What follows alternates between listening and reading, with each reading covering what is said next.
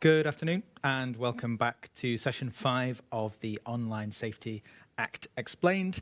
And this session is about highly effective age assurance and when and how you should check the age of your users. So if you came to our event back in February, we had just published our guidance on highly effective age assurance and on the child access assessments. So we were thinking a lot about children's ages and what that means under the regulations back then. What we've done now is focus on the protection of children duties and how to use age assurance to protect children from harmful content on user-to-user and search services. So that's the focus of our presentation today, and I'm going to hand it over to Dan to walk us through. Hi everybody, thank you for joining, wherever in the world you are. I'm Dan Fitter, I'm Policy Lead for Age Assurance at Ofcom, and I'm going to be talking about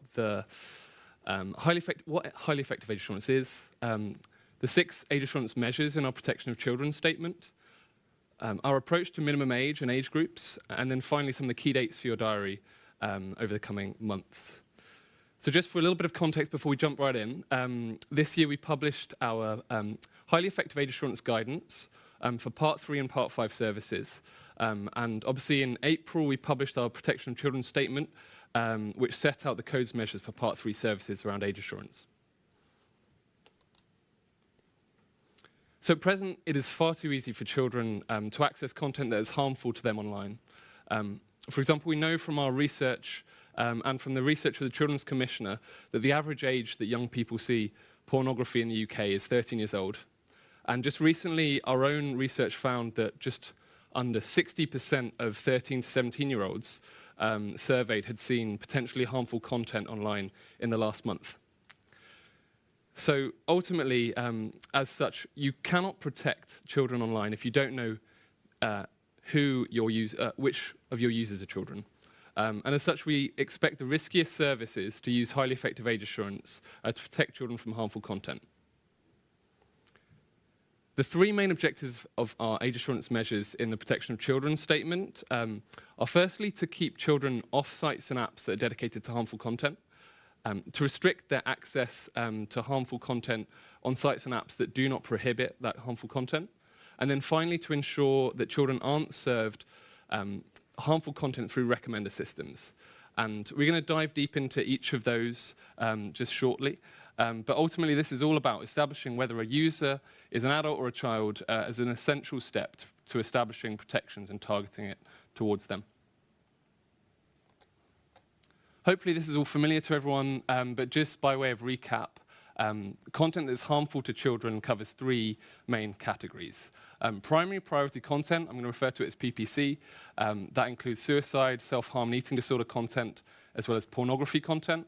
Priority content, which includes abuse and hate speech and dangerous stunts and challenges, and NDC, non-designated content, which presents a material risk of significant harm to an appreciable number of children. So what actually is highly effective age assurance? A lot of this we covered in February, as Ali said, but just to make sure everyone's sort of on the same page, our criteria-based approach to age assurance is designed to be flexible, tech-neutral, and future-proofed, allowing space for innovation. We know that this is a fast-moving space. Our definition of highly effective age assurance is also designed to be consistent across Part 5 and Part 3 services that sort of are in scope of age assurance. And our guidance sets out 4 criteria that your age assurance process needs to meet in order to be considered highly effective. First off, technical accuracy. So how well does the method perform when under test lab conditions? That is sort of how accurate is it as a method? We suggest some metrics in our highly effective age assurance guidance that you can use to evaluate this, but we haven't been specific about, so it's ultimately on the service to measure the technical accuracy. Secondly, robustness. So how well does it work in the real world? For example, how and where might children try to work around that method? And have you taken steps to mitigate those risks? Third, reliability. Does it consistently produce the same results when provided with the same input over time? And if your method, for example, relies on ID documents, are you confident that these are from a trustworthy source? And then fairness. Have you assessed the impact that the method could have on people from different demographic groups to check that it doesn't produce bias or discriminatory outcomes? So all 4 of those criteria need to be met in your age assurance process. And we've also added 2 principles, accessibility and interoperability, which a service should have regard to when they're implementing this process. And that's really all about ensuring that your process works effectively for all users, regardless of their characteristics, and that it's easy to use and access. And then just looking at the right-hand side of the slide, so we have set out in our final guidance a non-exhaustive list of 7 methods that are capable of being highly effective at correctly determining whether or not a user is a child. And these include open banking, photo ID matching, and facial age estimation, as well as other methods such as digital identity services. Lots more detail in our highly effective age assurance guidance, which I think should be in the chat, but you can find on our website. The OSA and our guidance are also clear that self-declaration, which obviously is common at the moment, is not capable of being highly effective. And also that no age assurance method in and of itself is highly effective. It really depends on how the method is implemented in the overall end-to-end process. And we recognize also that a lot of services are going to be outsourcing their age assurance to a third-party provider, but it's still the service's responsibility to make sure that solution meets all of our criteria. And then finally, the Act requires that providers of Part 5 services keep a written record of how you've complied with your duties. On the Part 3 side, you're required to keep a record of the steps you've taken in accordance with the code, or the alternative steps that you've taken where the code sets that out as an option. And finally, before we jump into the kind of detail of the methods, of the measures, we recognize in our guidance that all age assurance methods involve the processing of personal data. And as such, all age assurance methods and services that implement those methods are subject to the requirements of the UK's data protection regime, enforced and overseen by the ICO. Ultimately, we've worked closely with the ICO, and we agree that compliance with both the online safety and the data protection regime should not be considered a trade-off and is mandatory. What that really means is that services and age assurance providers must comply with those laws, and we're confident that our approach allows services to deploy solutions that are both privacy-preserving and protect children. So our age assurance measures. We're going to dive deep into the 6 age assurance measures, which we've grouped into 3 pairs. Firstly, service-wide age gating measures. Secondly, targeting content moderation measures. And thirdly, targeting recommender systems measures. So for the service-wide age gating, this applies to services where their principal purpose is to host or disseminate PPC or PC to prevent UK users from accessing the entire service, unless they have been determined to be an adult using highly effective age assurance. We would expect this to include dedicated porn services such as tube sites, cam sites, and fan sites, as well as certain services that are dedicated to promoting and disseminating suicide or self-harm content, where they're the primary subject of discussion on the site. These 2 measures are really designed to reduce significantly the use of, or the risk of harm to children by preventing them from accessing the entire site. And we would expect that the age assurance age check to be deployed at the kind of landing page or the kind of front door to that site to prevent children from encountering user-generated content. Services, and this applies actually to all 3 pairs of measures, but services should ensure that all users have completed an age check. That all users where they go through an age check should apply. So whether it's a legacy account or a new user, and whether it's logged out or logged in, all of those users sort of apply to the age assurance measures that services are in scope. Next, looking at the targeting content moderation measures. As mentioned in the last session, content moderation actions we recommend vary depending on the type of content and whether it's been prohibited in your terms of service.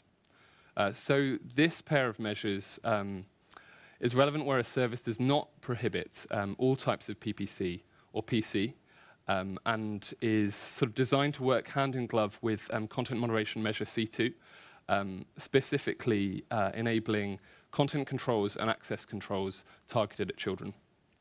Just by way of recap, content controls are highly effective age assurance to prevent children encountering individual pieces of content, and access controls are about preventing access to a part of the service where PPC or PC has been identified. And if you're a service that allows PPC, but it's not your principal purpose, you should use highly effective age assurance to target content controls at child users to prevent them from encountering individual pieces of PPC identified on the service. Or, and we've given flexibility here, services may decide to apply access controls instead to prevent users from accessing or removing them from parts of the service where PPC has been identified. These measures are really designed to allow providers flexibility in terms of how they implement highly effective age assurance, as long as they achieve that ultimate outcome. And so services, and we explain this in more detail in the statement, but services can think about what is most appropriate for the nature and service design of their site or app, and the types of appropriate actions that they decide to take. Similarly, on the right-hand side, so for PC priority content, where the service is medium or high risk for the one or more types of PC that they allow on their service, again, services can use highly effective age assurance to target content controls or access controls towards children. And then our final pair of measures is about enabling recommender system measures E1 and E2, which you'll hear more about later, to ensure that children are not served harmful content via a recommender algorithm. So that could be a feed or a FEU page, for example. And services that are likely to be accessed by children that operate a content recommender system and do not prohibit all kinds of PC, PPC, or NDC that they are medium or high risk for should use highly effective age assurance to target the relevant recommender system measures towards children. What this means in practice is that for PPC, services should design and operate their recommender system to exclude content that is potentially PPC from children's recommender feeds. And for PC or NDC, this means excluding or giving lower prominence to that content. And again, as I said before, for services that do this applies to legacy accounts and to new users, to logged in and logged out experiences, depending on how the service has been designed. And for services that do prohibit all kinds of PPC, PC, and or NDC that they are medium or high risk for, they have the option of either applying recommender system measures to all users or targeting those measures towards users that have not been determined to be an adult. Okay. So that covers our key age assurance measures in the Protection of Children statement. We're now going to look more broadly at sort of age groups and minimum age and our approach to that in the statement. So our approach to this iteration of Protection of Children codes has always aimed to establish a baseline of protection for all children, so children of all ages, from harmful content. And this means that ultimately all UK children will have a safer digital experience. But we acknowledge that the codes reflect should reflect different capacity of children of different ages, and this is something that we've sort of evolved since our consultation. Based on new evidence, we have decided to change the content and search moderation measures and the recommender system measures to reflect those different capacities of different age groups, and this also applies in the kind of risk assessment which services should be doing at the moment. This really is the first step, as I say, the baseline, and over time we're going to be iterating on the codes and thinking about the concept of age-appropriate experiences.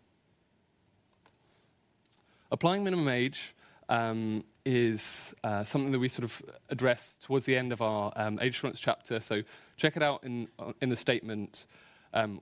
We know that a meaningful number of underage children in the UK continue to have accounts on services that do specify minimum age in their terms of service. And from our our user age research, where we've conducted a number of waves of this over the last 2 years, we estimate that just over a third of 18 to 15-year-olds that have their own profile on an online service report an age of over 16. So going forward, we expect that services should consider the risks to children in different age groups in your risk assessment.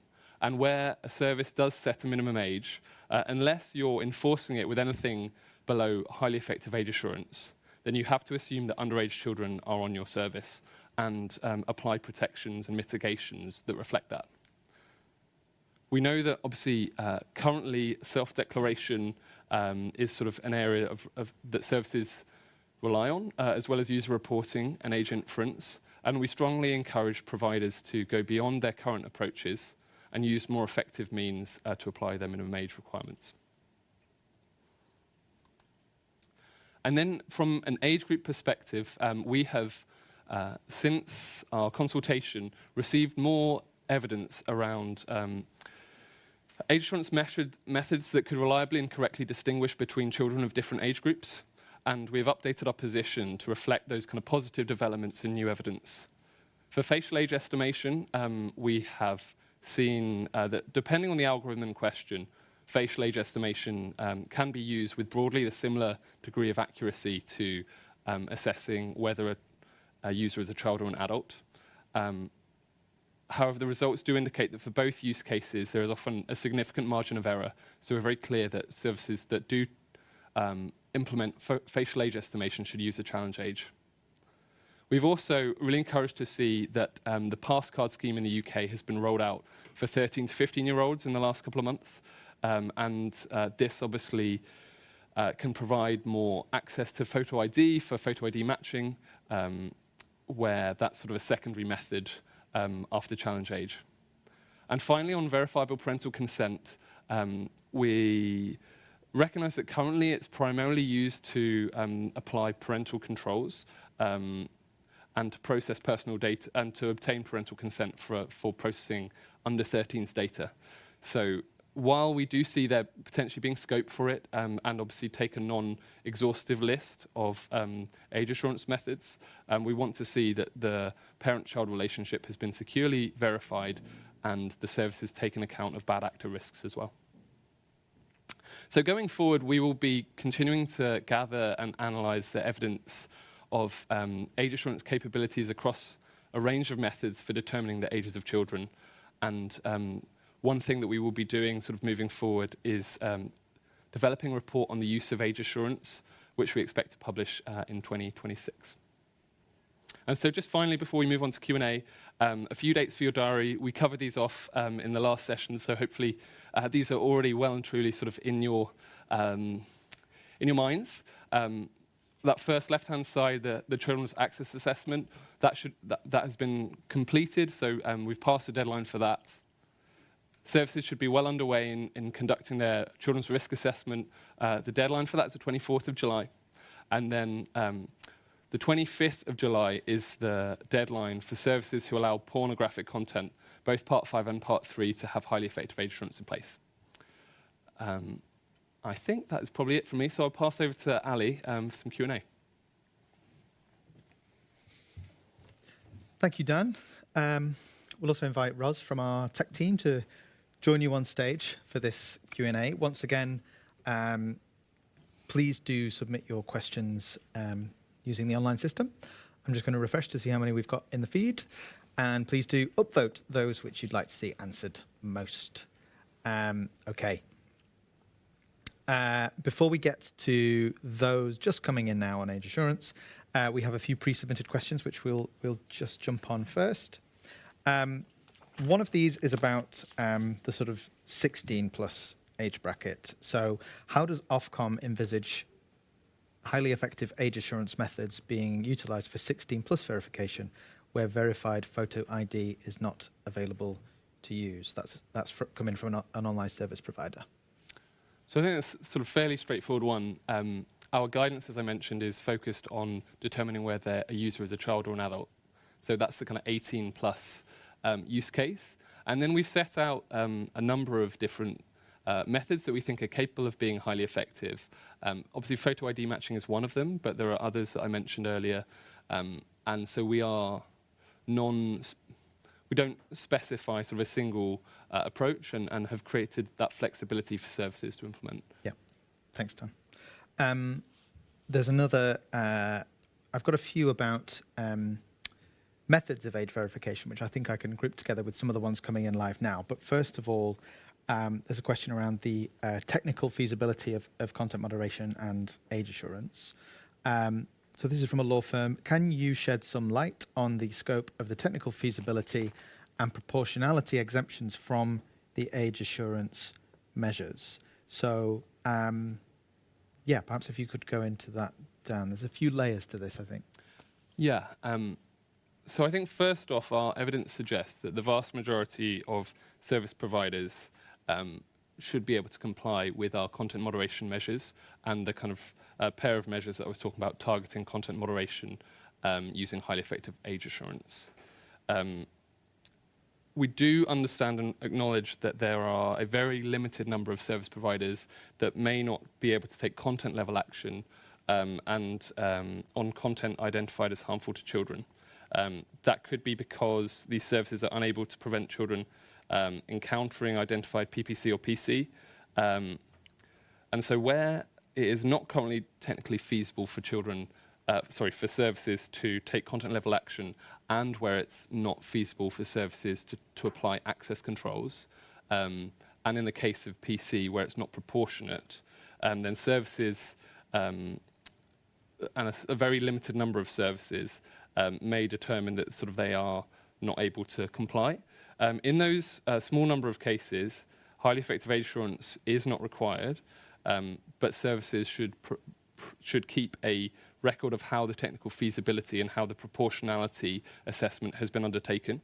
And we will investigate these claims. So this could involve our information gathering powers, and also we may take enforcement action under our sort of enforcement program, depending on the outcome of that assessment. So we'd be expecting to see really clear explanations and justifications where content moderation measures can't be adopted, or where age assurance is deemed not to be feasible or proportionate. We'd be expecting to see clear documentation setting out the rationale and any evidence underpinning that. That's right. And we have a supervision team that should be working closely with services, and I expect that that's going to be one sort of means by which we establish sort of compliance. Great. Thank you. Okay. I'm going to come to some questions on methods of age assurance. There's one that's been surging ahead in the upvoting race from Mark. There is currently global discourse, particularly in the United States, around the role of app stores when it comes to age verification. Does Ofcom not see app stores taking primary responsibility for verifying users' ages? There's a few more comments there talking about how that could be effective, privacy conscious, as opposed to proliferation of bespoke age verification methods and exchange of data. So app stores. Well, I think first and foremost that the Online Safety Act puts the emphasis on services, and we, under the Act, we've developed guidance to reflect that. I think more details in our highly effective age assurance guidance for those that sort of are unclear on that.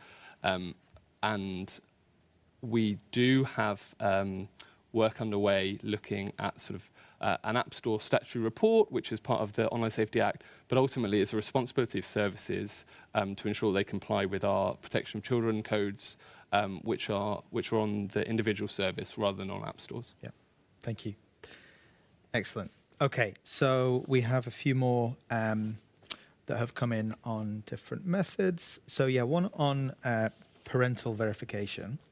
What about parents verifying themselves and their age, potentially through a KYC, which I assume means Know Your Customer Check, and then stating the age of a child? So it's not self-declaration, but a responsible adult taking the burden for providing accurate age for the child.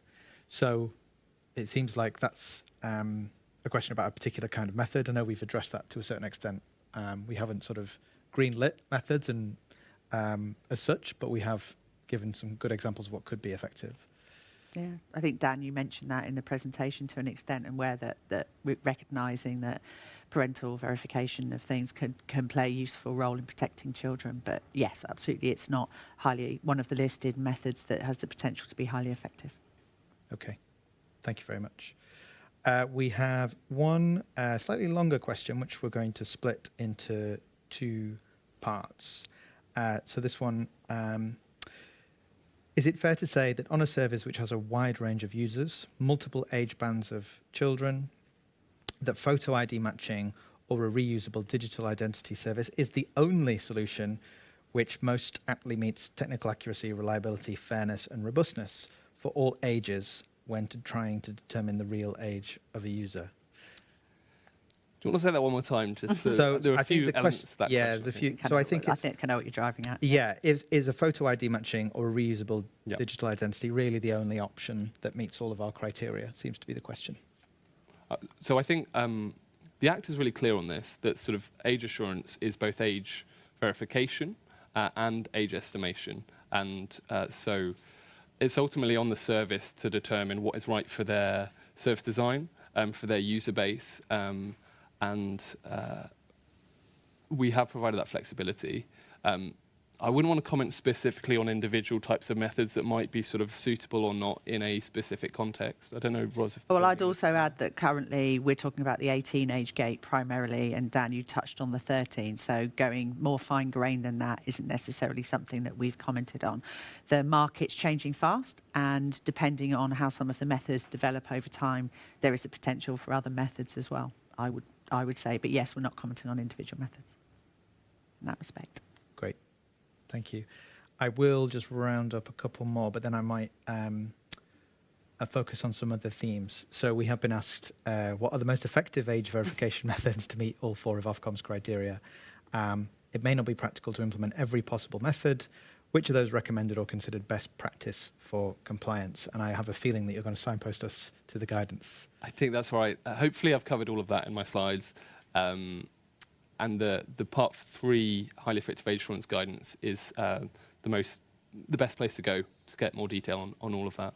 I'd add as well that I think you mentioned we're being tech neutral with this, and also recognise that different platforms and services will have different user bases, different needs, different ways of wanting to address this. So I don't think genuinely that's something you can easily answer. It's for platforms to determine what works best for them. Great. Thank you. Okay, let's move on to some different issues. So there's a question from Chris around public awareness here. So does Ofcom plan to run a public awareness campaign in relation to incoming age assurance checks across a wide variety of online services, particularly given the almost inevitable consumer backlash to having to divulge sensitive personal data to service providers, or otherwise face being locked out of or restricted in how they use many online services? So do we plan to run a public awareness campaign to support with the challenge of getting the public ready for age assurance? So obviously we have sort of a communications function, and we're going to be thinking really carefully about sort of how we engage with the public, how we make users of all different types aware.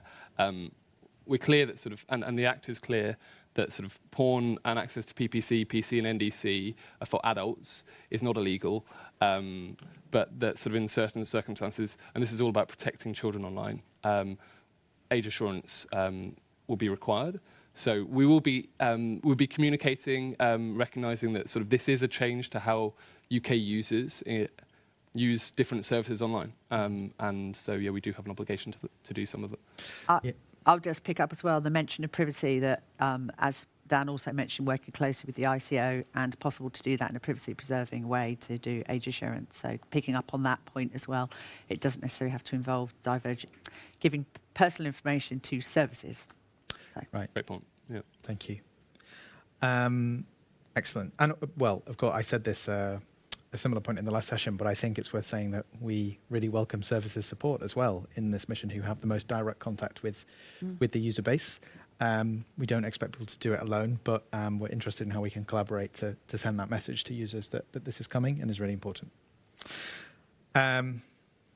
Okay. Got a question about safe for work landing pages. Will it still be considered sexual even if there is no nudity? And this ties to a question that came in earlier as well around what constitutes pornographic content. So I guess I'll start off on that one, which is to signpost the session we had earlier today, where we ran through slide by slide through some examples of what constitutes the different categories of content harmful to children, including pornographic content. So our colleague Sophie ran through that. We have guidance on all of the harms, and that includes examples and the risk factors which make that harm more likely or potentially higher impact on a service. In the case of pornographic content, I think one of the key points this morning, I would really recommend you read the guidance. One of the key points this morning is that about it being intended for the purpose of sexual arousal. So it doesn't necessarily mean that all nudity constitutes pornographic content, but you should really consider the context and what the purpose of the image is and what effect it's having. So I think that's what I would add about the nature of the image. In terms of safe for work landing pages, is it right to say they might play a role? They're never going to constitute highly effective age assurance in themselves, but they might be part of a system of a user's experience and getting age checks at the right point. Absolutely, and I kind of talked about the outcome earlier, which is ultimately sort of where a service is dedicated to sort of hosting or disseminating PPC, including porn. This is ultimately about ensuring that children don't normally encounter porn or PPC. And so in the case of the kind of not safe for work landing pages, absolutely see that as being a potential service design decision from services. And we also talked, I guess, just earlier about age gating parts of a site and putting that behind a not safe for work wall. I anticipate that may be another service design decision for certain types of services that maybe have more mixed content. So hopefully that's addressed the second half of your question. Yeah, thank you. There's a question which we encountered in February around older accounts. So I think we talked about this then, Dan. But if a user has been registered on a service for over 18 years and there is good access control so that only a user should be able to log in as themselves, why would that not be good enough age assurance? So, sort of negative framing the question, but I'll frame it around. If users had an account for 18 years, would they need to go through an age assurance process? I'm probably going to sound like a bit of a broken record, so apologies. But I do think here it's ultimately about sort of ensuring that the service is able to meet those kind of 4 criteria of our highly effective age assurance guidance, and then also sort of have regard for those 2 principles.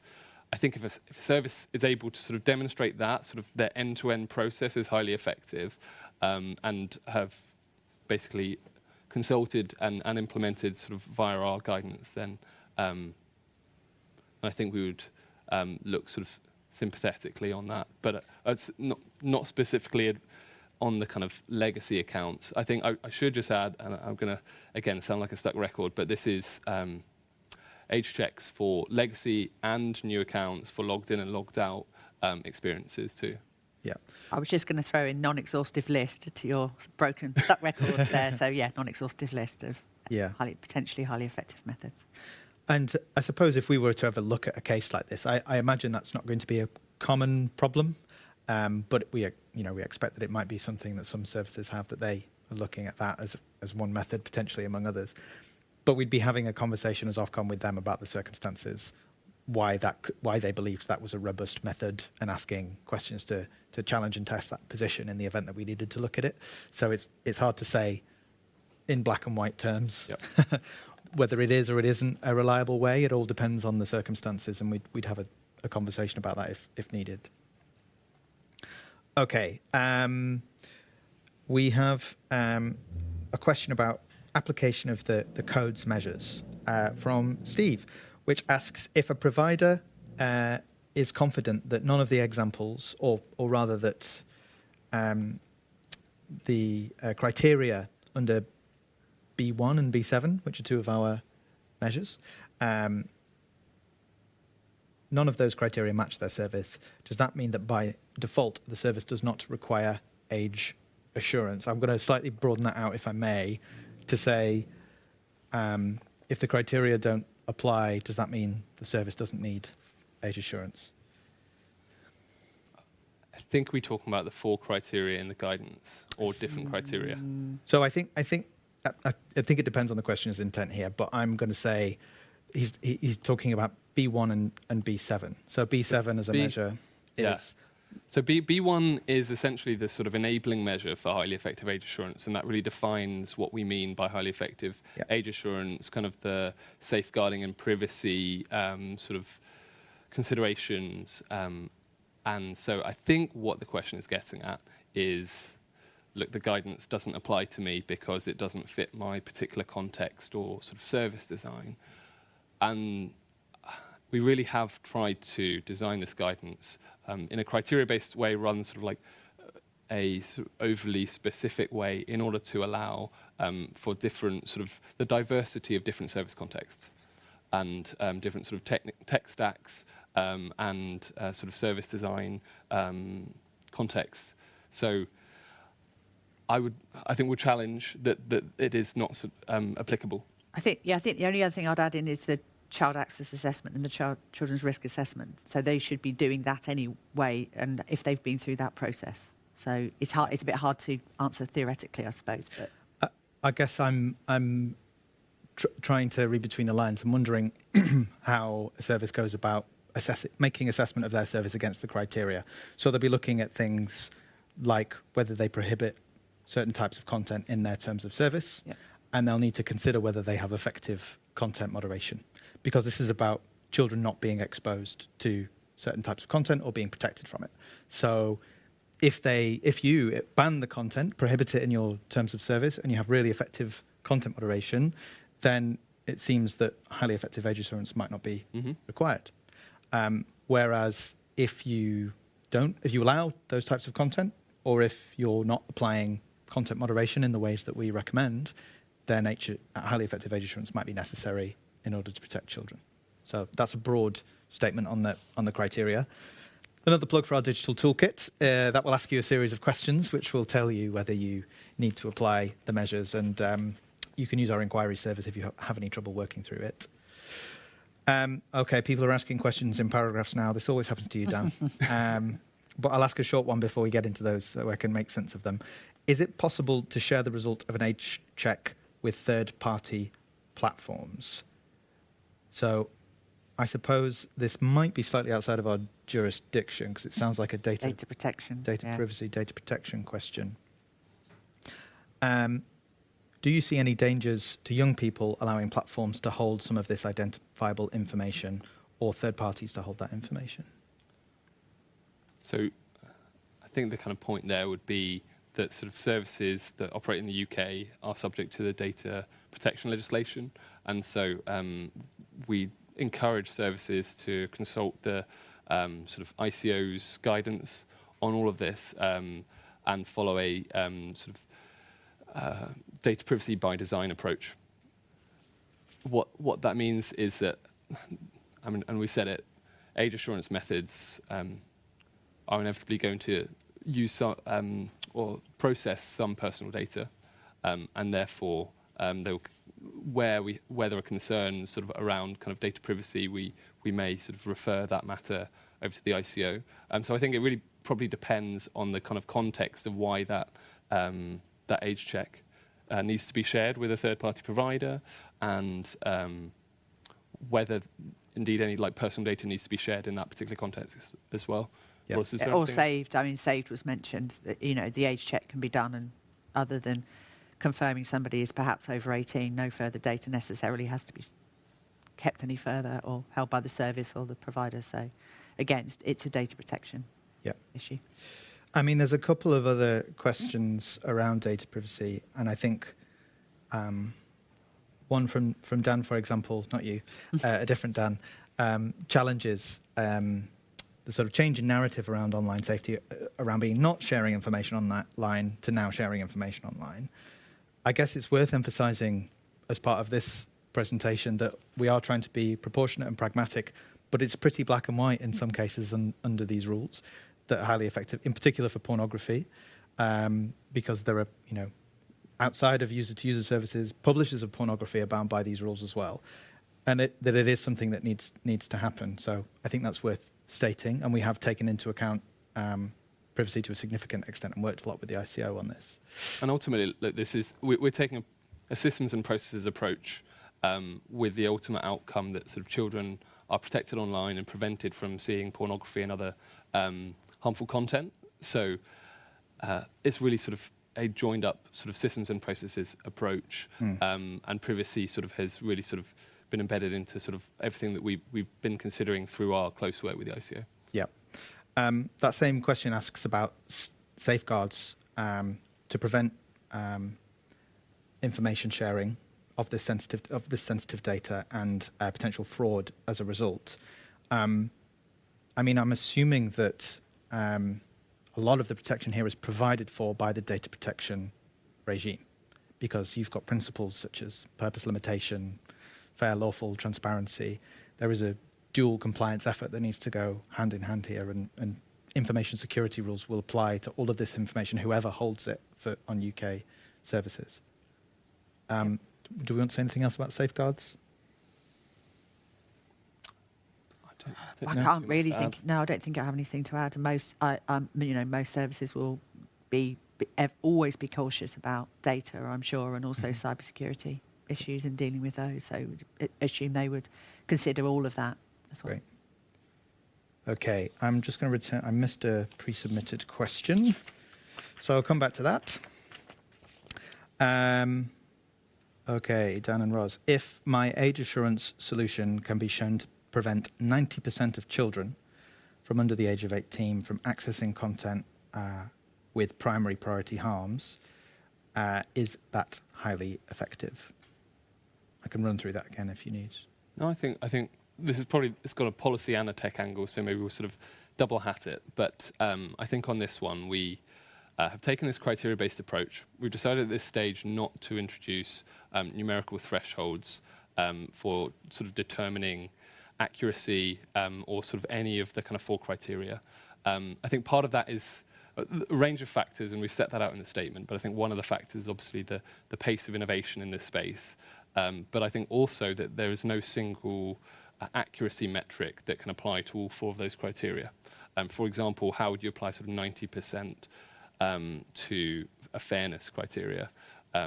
We have, I think, provided in the guidance, and I would really encourage whoever sort of submitted that question to look at the highly effective age assurance guidance, practical sort of metrics and ways that you can evaluate and assess each of those criteria. Ross, is there anything you wanted to add on that? No, I think that's it. It's capturing some of the other aspects of this that aren't so easy to capture in a number. For example, the fairness side of things, and we talk about that in the guidance, absolutely. But I do think that, yeah, it is a fast-moving market, and we're always, interested that we stay across what's happening, and we'll keep an eye on this, and as things go forwards. But yeah, it's the single number loses the nuance of the different things that services should be trying to achieve. Okay, thank you. I think we just have time for one more question. So there are a couple more about privacy, which I think we've addressed in so far as we can today, and another about adult-focused content. And I guess for that one, I'll direct you back to our session earlier in the day on what constitutes pornographic content. We also have an adults-only page for adult-focused services, which you can consult for guidance, and there's contact details for our supervision team, who will be happy to talk to you. So finally, there's a question around parliamentary activity and discussion around the 4 criteria approach, particularly around the technical accuracy threshold. Is it in the financial interest of platforms just to have it says the lowest age gates possible, which I think might mean the lowest thresholds possible. It's easy to imagine a scenario where platforms push the limits. This could undermine the highly effective age assurance intention. Do we have rough estimates of what constitutes technical accuracy? Is it 99%, 95%, 80, 50? Is there any threshold that's too low? So I think we're back in the same ballpark that we've discussed. But while we're on percentages, I thought I'd give that question to you guys. Well, we monitor the kind of various standards ecosystem around age assurance very carefully. And we're observers in a number of those standards as well. And I think sort of the tech team sort of are closely engaged. At this stage, there is no sort of single industry accepted standard for sort of evaluating sort of accuracy of age assurance methods. That may change over time. At this stage, as we said, we don't want to put sort of a percentage number on it. We have opened an age assurance enforcement program and have written out to sort of hundreds of services, Part 5 and Part 3, covering sort of thousands of sites and apps, and have already opened 2 enforcement cases. So we are acting swiftly from an enforcement perspective. I don't know, Ros, from a standards, is there anything you wanted to add? No, I think that covers it. There aren't currently acceptable standards for testing or agreed standards on these aspects, but it is a fast-moving market, and we're going to be seeing how it all develops over time. Thank you. I think that's been a really robust discussion in the Q&A. I can feel radiating from the laptop some of the challenges that services out there are grappling with, and I think we really do recognise that, and we are listening to all participants in the market as we try to make this flexible but practical for services. I think something that's important to end on is that while we recognise those challenges, we recognise that it's difficult. Right now, there are far too few barriers to children encountering some really harmful content. And this morning, we heard from parents' voices, from children's voices, from some of our experts from the NSPCC, what the cost of that is to children's lives. Final point as well is that we also heard from UBO this morning, who've implemented highly effective age assurance across their platform for all users in advance of the firm requirement coming in. So it might be useful to go back and listen to some of Margot Licard's reflections on how that process has been for them. That said, thank you, Dan. Thank you, Ros. We'll see you for our final session on recommender systems at quite soon. What time are we starting the final one? 4:30. So we've got just a 10-minute break, and we'll see you for our final session of the day. Thanks for joining us again.